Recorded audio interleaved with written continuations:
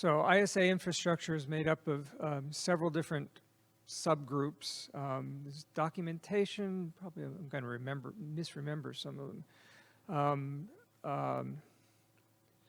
Simulators and ACTs, and I think that's just those three. I don't know if there's continuous integration. Okay. I actually can't tell you much about continuous integration. There was a whole talk about it earlier from Jeff, so there are things going on in continuous integration. There's several different groups that have things set up to do that, and they're looking for more help, of course. Documentation, there's been quite a bit of work lately, primarily around generating ADOCs from building them from LaTeX and from, I guess, from text. Yeah, actually, since I don't see Bill T in the audience, unless Bill T, if you're here, you can raise your hand. No, you're not. I've Okay. never just letting folks know what's going on in terms of documentation. So we have a consultant, Bill Trainer, who's doing a conversion of unpriv from LaTeX into ASCII doc. Once that's complete, he'll do the same thing for the priv spec, and then he'll start working on rolling a lot of those specs into those docs. So if you remember, in 2020 and 2021, we ratified a bunch of specs that aren't collected together in those main documents. That'll be his last step. Once he's done with that, we're starting the task of how do we actually automate that process. So when folks write their specifications in ASCII doc, it's relatively simple to get it rolled up into either priv or unpriv. So those are the things we're focusing on. There's a new documentation SIG that just got spun up. It's headed up by Stefan Valentovitz, whose name I hope I didn't just murder too badly. And Bill T will also be contributing on that. So there'll be a lot of work going on in documentation. We really do need contributions. That's why this process takes so long, is because it really is just a consultant working on it. So the more folks that can contribute, we would really appreciate any of you lending a hand. So I can say something about future work, and the future work is to integrate the sales formal spec into the written spec. So when you see words, you'll also see code that tells you what is really expected. So if there's something that's slightly ambiguous, that should clear up the ambiguity.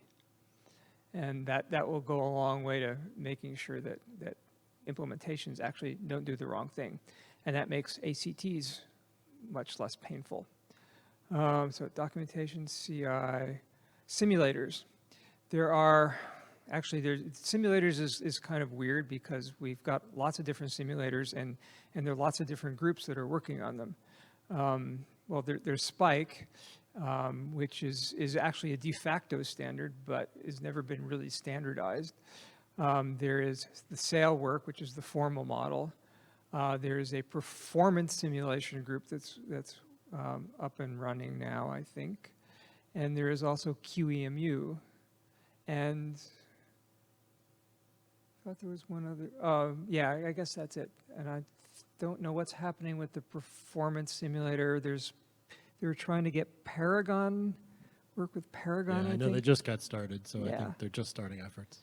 So one of the problems is make sure that those are all ongoing projects, because every time there's a new extension, you have to update all the different simulators to make sure that they all can handle the same thing. And they all have different use cases.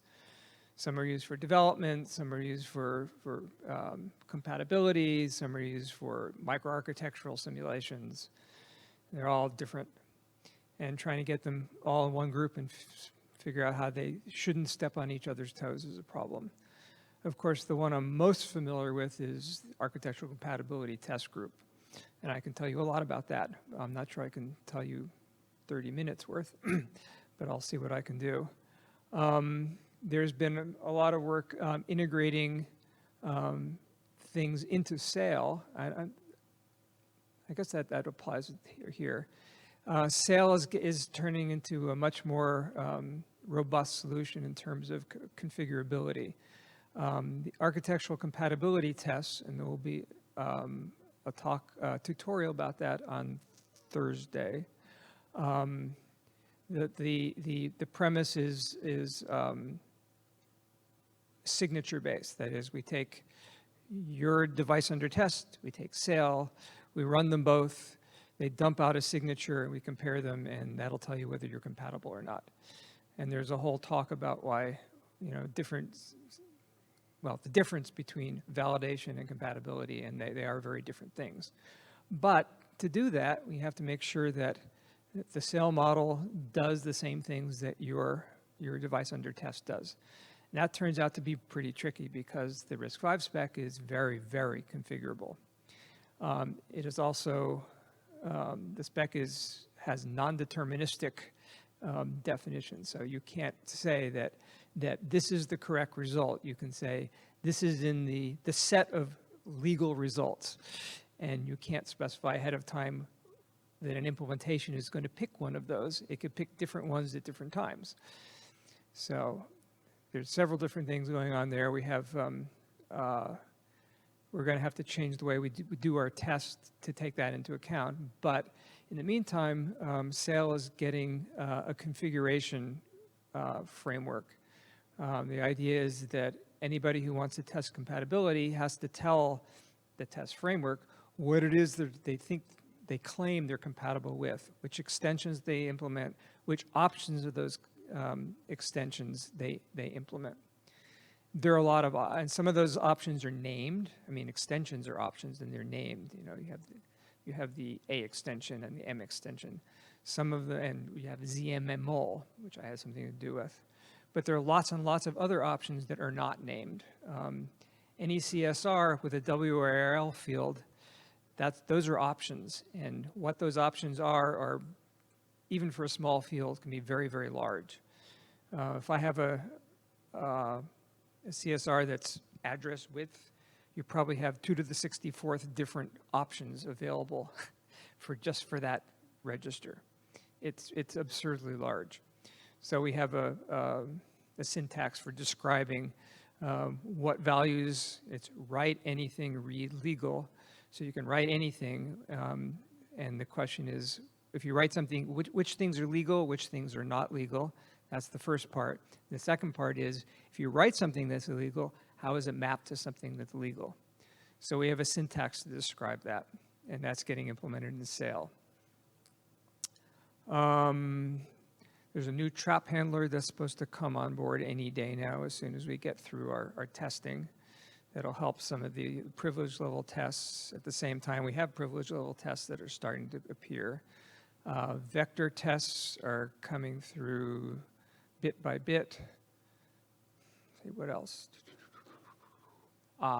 In the future, we're going to need to test things that have concurrency and have timing effects. Concurrency would be, I have another processor and it's writing something this location. How do you make sure that your processor sees it? Another bit of concurrency is interrupts. Interrupt comes in, how do I test that the processor does the right thing? Right now, what the testing methodology is that you run a test and the signature you get is either what appears in all the registers and what you've stored as a signature. But the other part of it is you get a trap. Where do you trap? What is it? What state does the trap signature have? So there's like 2 signatures. And trying to compare a trap signature is actually pretty tricky, especially for something as timing dependent as interrupts. And how do you introduce interrupts into your model to begin with? So we're coming up with a standard. This is a pretty standard technique that other people have implemented. We're going to have a pseudo interrupt device that you can basically, the test can program that says inject an interrupt at this time, where time is defined as the number of instructions retired since this last time since you've programmed the event. Let's see what else is coming up in the future. Since I didn't know I was giving this talk, I didn't write all these things down. I'm trying to do it from memory. And that the pseudo interrupt device is also really a pseudo event device. You can define what events that you want to inject into your model, And those events are interrupts, but they could also be read and write or snoop events. So you can test, fences and things like that. So does anybody have any questions or any suggestions of what they'd like to see us concentrate on? Stranger from out of the crowd. Hi, Yeah. Paul. Hi. I had a question. You just mentioned this pseudo interrupt device that you can say, give me an interrupt and instructions in the future. That works fine on Spike, but on something like RTO, where normally an interrupt is a wire, there's some propagation delays, there's stuff in the pipeline, you can't really predict when the interrupt will be taken. Yeah, we have you to know. have we have to have a little bit of slop there. But Okay. what we can do is we can define the order that the events happen, because if something is defined to be n, it's not n retired instructions in the future, because that's the only time we can actually depend on between implementations. We can't depend on cycles. We can't Right. depend on real times. We instruction per cycle. So if we inject two events and one of them happens at this number of retired instructions, and then we can define the order that they occur in, and that lets us test lots of things, priorities, interrupt priorities, and things like that. Yeah, sure. Okay. Okay. I mean, that's the best we could do, basically. If you can think of a better way, great. One of the problems with architectural compatibility tests as opposed to verification validation tests is we don't know what the microarchitecture looks like. Somebody who's doing verification validation, they know what their microarchitecture looks like, so they can actually craft their tests to meet exactly that. And that's the big problem with compatibility tests is we have to accept anything that comes along, any microarchitecture. I saw another question. Yeah, so I had a question around completeness.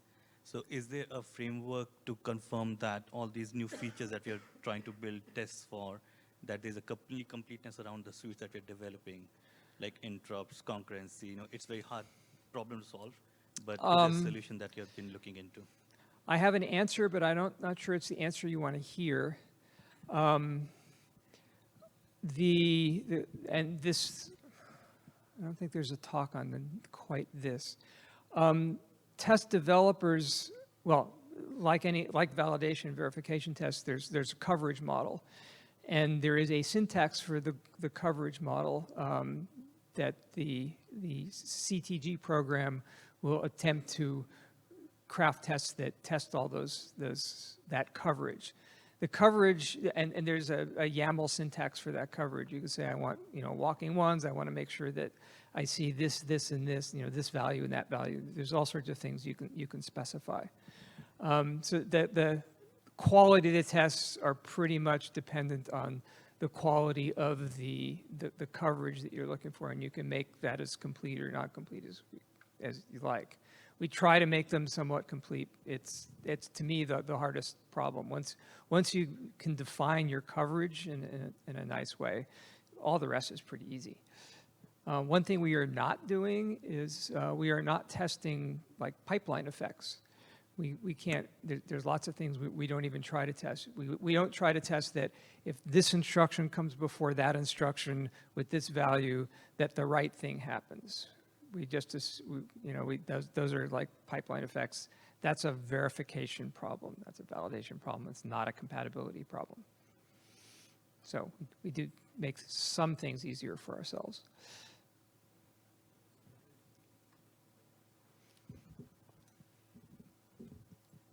So you mentioned about the coverage model. Is there something that's been done as part of a working group or task group as well, where you're trying to map requirements, like specification to requirements and then to coverage model? Is that something that's being worked upon? No. I think each group that is developing the tests come up with the coverage models that they think are important. Those are reviewed, and we can say, hey, you didn't test this thing here, you didn't test that thing there, but that's a pretty big problem. Yeah. Okay. Cool. Thank you.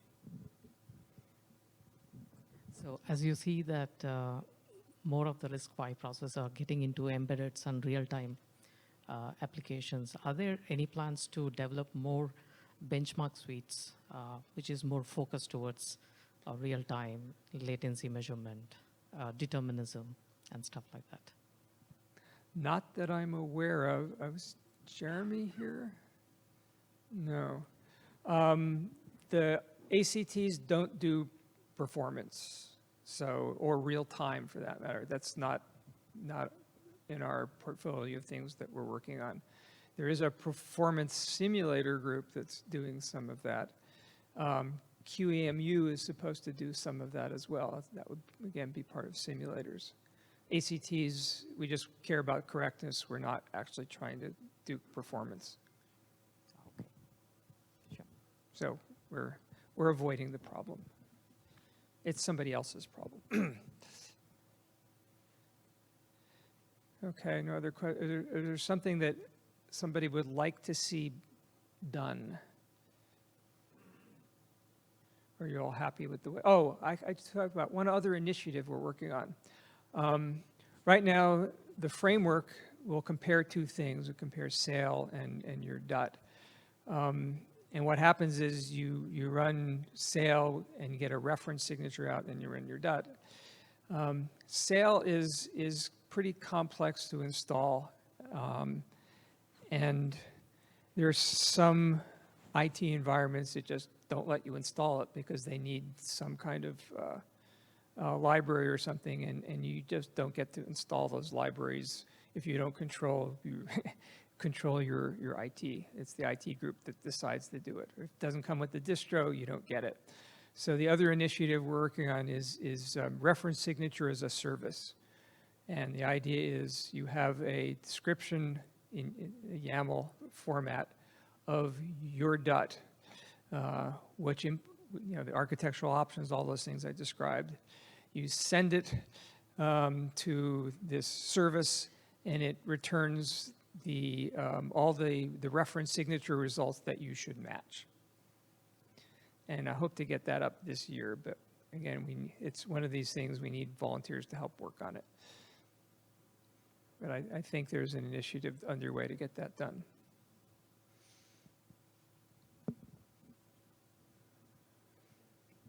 And a question, there were last year many extensions were ratified, many with waivers, and this day we also will have probably some new ones. What is the status?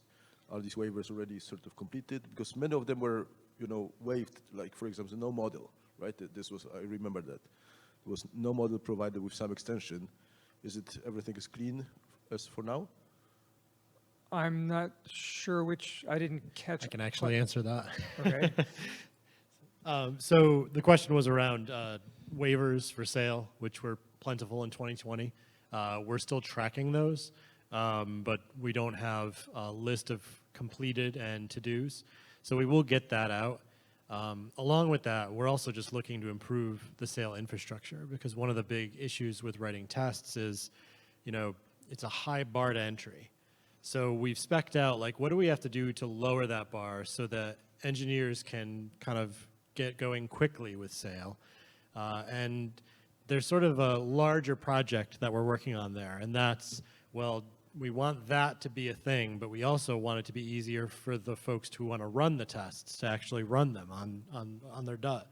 And so that's sort of a combined effort that I think you'll hear a lot more about in 2023. For folks who have engineers at their company who are interested in participating in that, I would highly recommend you reach out and contact me. We're going to be working with consultants for the most part to get this up and running, but the more community members we have involved gets us two things. One, the product that we come out with will be higher quality because it'll reflect what you all want to see. And two, it'll get done quicker.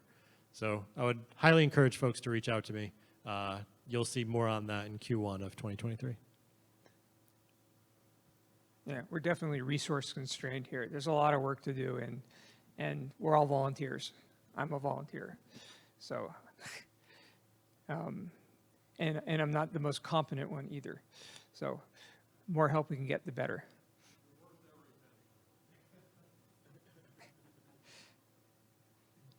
Optimist.